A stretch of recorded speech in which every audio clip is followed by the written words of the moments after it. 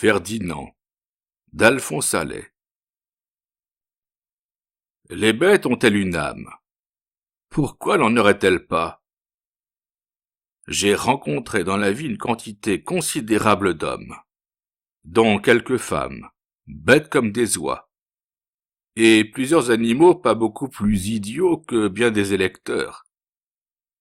Et même, je ne dis pas que le cas soit très fréquent. J'ai personnellement connu un canard qui avait du génie. Ce canard, nommé Ferdinand, en l'honneur du grand Français, était né dans la cour de mon parrain, le marquis de Bellevaux, président du comité d'organisation de la Société Générale d'Affichage dans les Tunnels.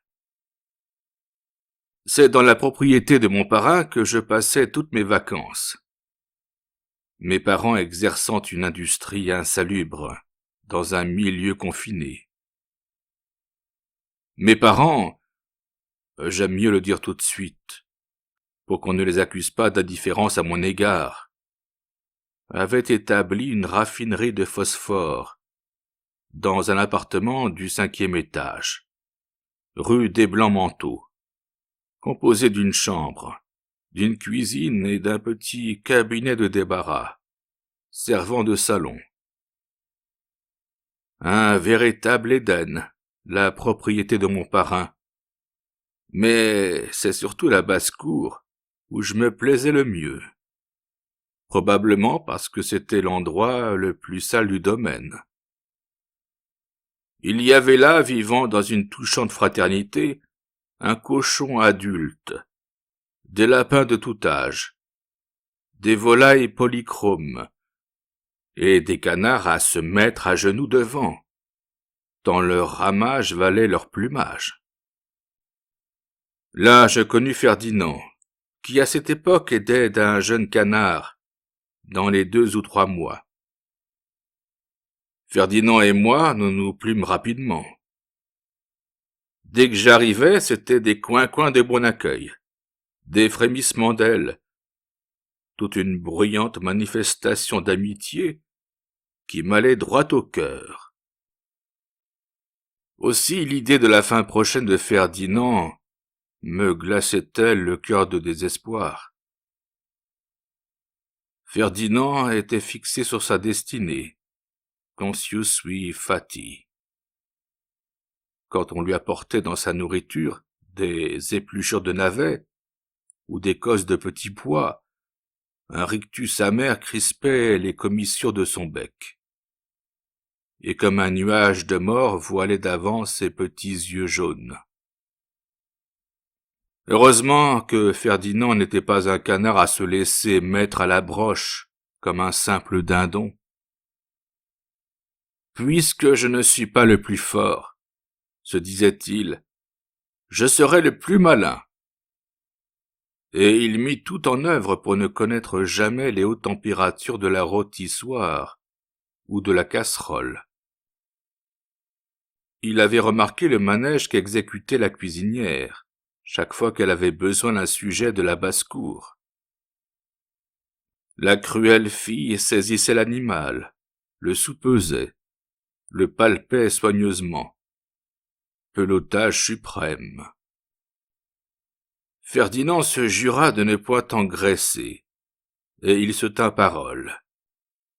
Il mangea fort peu, jamais de féculents, évita de boire pendant ses repas, ainsi que le recommandent les meilleurs médecins. Beaucoup d'exercices. Ce traitement ne suffisant pas, Ferdinand, aidé par son instinct et de rares aptitudes aux sciences naturelles, pénétrait de nuit dans le jardin et absorbait les plantes les plus purgatives, les racines les plus drastiques. Pendant quelque temps, ses efforts furent couronnés de succès. Mais son pauvre corps de canard s'habitua à ces drogues, et mon infortuné Ferdinand regagna vite le poids perdu.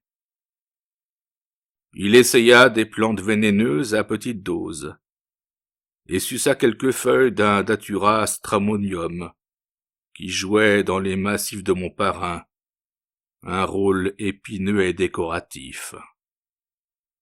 Ferdinand fut malade, comme un fort cheval, et faillit y passer. L'électricité s'offrit à son âme ingénieuse, et je le surpris souvent les yeux levés vers les fils télégraphiques, qui rayaient l'azur, juste au-dessus de la basse-cour. Mais ces pauvres ailes atrophiées refusèrent de le monter si haut. Un jour, la cuisinière, impatientée de cette hétisie incoercible, empoigna Ferdinand, lui lia les pattes en murmurant « Bas à la casserole, avec une bonne platée de petits pois !» La place me manque pour peindre ma consternation. Ferdinand n'avait plus qu'une seule aurore à voir luire. Dans la nuit, je me levai pour porter à mon ami le suprême adieu. Et voici le spectacle qui s'offrit à mes yeux.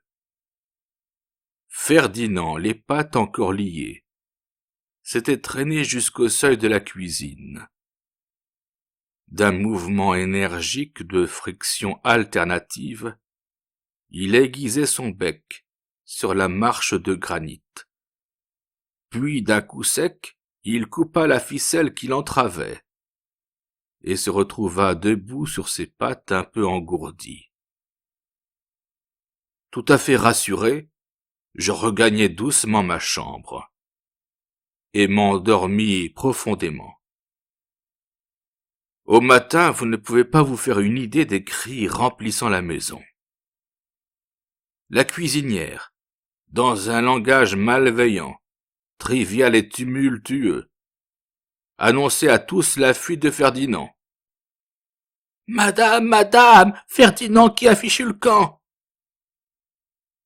5 minutes après, une nouvelle découverte la jeta hors d'elle-même. « Madame, madame, imaginez-vous qu'avant de partir, ce cochon-là a boulotté tous les petits pois qu'on devait lui mettre avec !» Je reconnaissais bien à ce trait mon vieux Ferdinand. Qu'a-t-il pu devenir par la suite? Peut-être a-t-il appliqué au mal les merveilleuses facultés dont la nature, alma parens, s'était plu à le gratifier. Qu'importe. Le souvenir de Ferdinand me restera toujours comme celui d'un rude lapin. Et à vous aussi, j'espère.